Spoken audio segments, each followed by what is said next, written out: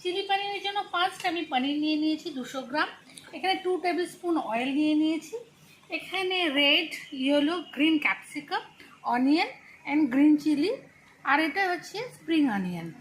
আর সবচেয়ে মজাদার ব্যাপার, আজকে আমি বানাবো হচ্ছে চিংসের পনির চিলি মশলা মিক্স দিয়ে।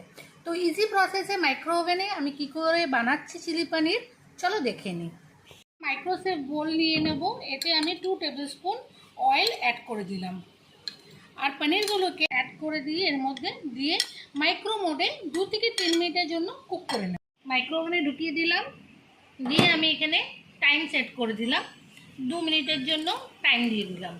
এখানে আমি মশলা রেডির জন্য 2 কাপের মতো জল আমি এখানে একটা বলে নিয়ে নিলাম। নিয়ে এই চিং মশলা যেটা আছে সেটা এর মধ্যে মিক্স করে রেখে দেবো। 10 মিনিটের মতো এটা মিক্সিং করে রেখে দেবো। হয়ে গেছে, এবার আমি এটাকে বার করে এখানে আমার যত সবজি আছে সব অ্যাড করে দেবো। এখানে আমি capsicum, onion, green chilli, yellow capsicum, red capsicum add করে দিয়ে আবার এটা আমি 2 থেকে 3 মিনিটের জন্য মাইক্রো করে। এবার আবার আমি এখানে মাইক্রোর মধ্যে ঢুকিয়ে আবার আমি এখানে টাইম দিয়ে দিলাম 4 মিনিটের মতো, এটা কুক হওয়ার জন্য। কমপ্লিট হয়ে গেছে, এবার আমি এটাকে বার করি। এটা আমার হয়ে গেছে একদম ইজি প্রসেসে, কোনো ঝামেলা ছাড়াই চিলি পনির রেডি হয়ে যাবে। তো এরপরে আমি আবার টাইম দিয়ে দেবো 3 থেকে 4 মিনিট। এবার আবার সেম প্রসেস, মাইক্রো মোডে আমি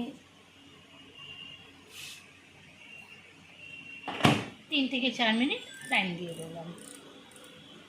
টাইম আমার ওভার হয়ে গেছে, আমি 3 থেকে 4 মিনিট স্ট্যান্ডিং টাইমে রেখেছিলাম। চলো এবার দেখে নিই আমার এটা কেমন হলো।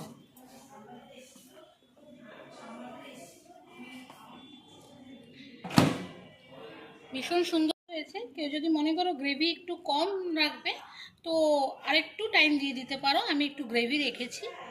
একদম ইজি প্রসেসে বানানো হয়ে গেছে চিলি পনির। চলো এটা আমি সার্ভ করে দেখাচ্ছি। সার্ভ করার আগে আমি একটু স্প্রিং অনিয়ন উপর থেকে এটা ছড়িয়ে